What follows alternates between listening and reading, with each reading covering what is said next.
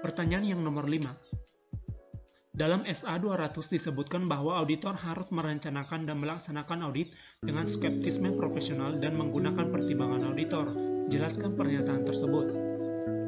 Pertama adalah skeptisme profesional. Skeptisme profesional adalah suatu sikap yang mencakup suatu pikiran yang selalu mempertanyakan, waspada terhadap kondisi yang dapat mengidentifikasikan kemungkinan kesalahan penyajian, baik yang disebabkan oleh kecurangan maupun kesalahan, dan suatu penilaian atas suatu bukti. Contohnya adalah seperti gambar berikut. Dia adalah selalu berpikir, Yang kedua adalah pertimbangan profesional. Pertimbangan profesional adalah penerapan pelatihan, pengetahuan dan pengalaman yang relevan dalam konteks standar audit, akuntansi, dan etika yang membuat keputusan yang diinformasikan tentang tindakan yang tepat sesuai dengan kondisi dalam perikatan audit. Contohnya adalah seperti gambar berikut.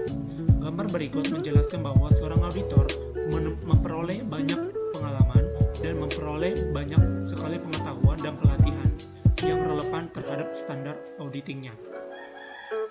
Pertanyaan yang keenam. Jelaskan tentang tanggung jawab manajemen menurut SA 200 dalam pengauditan atas laporan keuangan. Manajemen bertanggung jawab dalam membuat laporan keuangan dan isi dari laporan keuangan merupakan asersi manajemen. Kriteria yang digunakan perusahaan dalam penyajian laporan keuangan adalah pedoman akuntansi berlaku umum. Kedua adalah manajemen juga bertanggung jawab dalam merancang struktur pengendalian internal untuk menjamin ditaatinya prosedur yang ditetapkan dan mengamankan harta perusahaan. Ketiga, selain itu memastikan bahwa operasi perusahaan dijalankan berdasarkan ketentuan peraturan perundang-undangan. Pertanyaan nomor 7. Jelaskan tentang independensi auditor sesuai dengan aturan etika akuntan publik yang berpraktik melayani publik. Independensi adalah sikap yang tidak memihak terhadap kepentingan klien. Independensi ada dua. Yang pertama adalah independensi dalam pemikiran, kedua independensi dalam penampilan.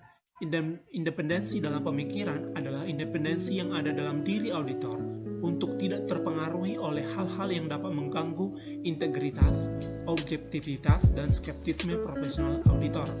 Independensi dalam penampilan adalah independensi yang mempertimbangkan pandangan pihak ketiga atau di luar auditor dan klien bahwa auditor memiliki integritas, objektivitas, dan skeptisme profesional auditor. Pertanyaan nomor 8. Uraikan manfaat melakukan perencanaan audit dan tahapan dalam merencanakan audit. Manfaat melakukan perencanaan audit yang pertama adalah mencurahkan perhatian yang tepat terhadap area yang penting dalam audit. Kedua, mengidentifikasi dan menyelesaikan masalah yang potensial secara tepat waktu. Ketiga, mengorganisasi dan mengelola perikatan audit dengan baik sehingga dapat dilaksanakan secara efisien dan efektif. Ketiga, pemilihan anggota tim perikatan dengan tingkat kemampuan dan kompetensi yang tepat dan memberikan penugasan pekerjaan yang tepat. Yang kelima adalah memfasilitasi arah dan supervise atau anggota tim perikatan dan penelahan atas pekerjaan mereka. Keenam, membantu dalam koordinasi hasil pekerjaan. Tahapan melakukan perencanaan audit. Pertama, menerima klien dan melaksanakan perencanaan audit awal. Kedua, memahami bisnis dan industri klien. Ketiga, menilai risiko dan bisnis klien. Keempat, melaksanakan prosedur analisis awal. Kelima, menentukan materialitas dan menilai risiko audit dan risiko bawahan yang dapat diterima. Keenam, memahami pengendalian internal dan risiko pengendalian internal klien. Ketujuh, mengumpulkan informasi untuk menilai risiko kecurangan atau fraud. Kedelapan, mengembangkan strategi audit keseluruhan dan program audit. Baik, pertanyaan nomor 9. Jelaskan tentang asersi manajemen sesuai dengan SA 315.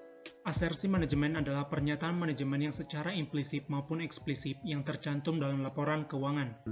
Asersi manajemen dibagi menjadi 3 kelompok. Kelompok yang pertama adalah asersi atas golongan transaksi. Asersi atas golongan transaksi dibagi menjadi 4. Yang pertama adalah keterjadian.